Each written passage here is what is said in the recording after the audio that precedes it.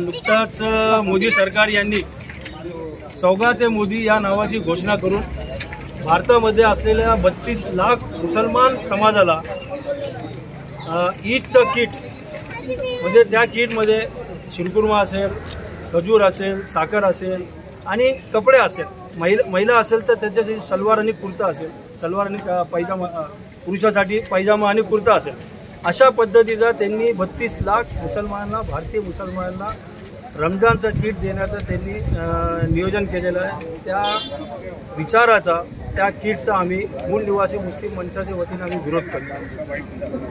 कारण गेल्या 2014 पासून आपण भारतामध्ये पाहिलेलं आहे की मोदी सरकार आल्यानंतर मुसलमान या देशामध्ये सुरक्षित नाही।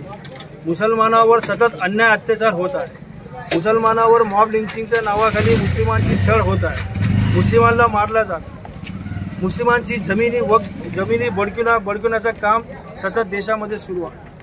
धार्मिक तेढ निर्माण करणारे वक्तव्य मुस्लिमांच्या विषयी नेत्यांच्या माध्यमातून सुरू आहे। अशा पद्धतीने, अशा रीतीने देशामध्ये सुरू असलेल्या धार्मिक भावना भडकवण्याचं काम देशामध्ये सतत सुरू असताना मोदी सरकार निवडणुका डोळ्यासमोर ठेवून त्यांनी भारतीय 32 लाख मुसलमानांना म्हणजे 1 अरब 60 लाख रुपया पैशांची उधळपट्टी करण्याचं काम मोदी सरकार करत, त्याचा आम्ही या ठिकाणी विरोध करतो। खरंच मोदी सरकारला जर मुस्लिमांच्या विषयी प्रेम असेल, मुस्लिमांच्या विषयी त्यांना काय करायचं असेल तर आम्ही त्यांना सांगतो की या देशामध्ये जे राजकीय नेते आहेत ज्यांच्या माध्यमातून देशामध्ये सतत गरळ ओढण्याचं काम सुरू आहे, दोन समाजामध्ये तेढ निर्माण करण्याचं काम सुरू आहे, धार्मिक भावना भडकवण्याचं काम करीत आहे, अशा लोकांना वास्तविक त्यांनी कायमस्वरूपी त्यांचा तोंड बंद करावा, जेणेकरून मुस्लिम समाज सुरक्षित आहे अशी या भावना याच्यातून दिसेल। आम्ही मूळ निवासी मुस्लिम मंचाच्या माध्यमातून सौगात ए मोदी या कार्यक्रमाचा आम्ही विरोध करतो।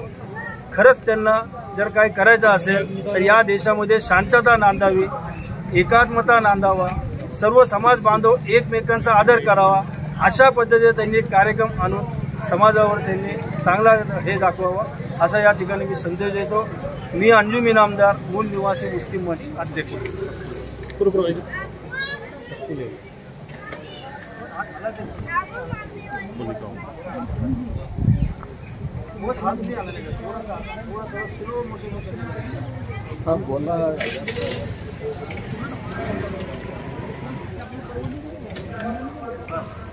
कंटिन्यू वीडियो मत बना, इसको कट करो और अभी और एक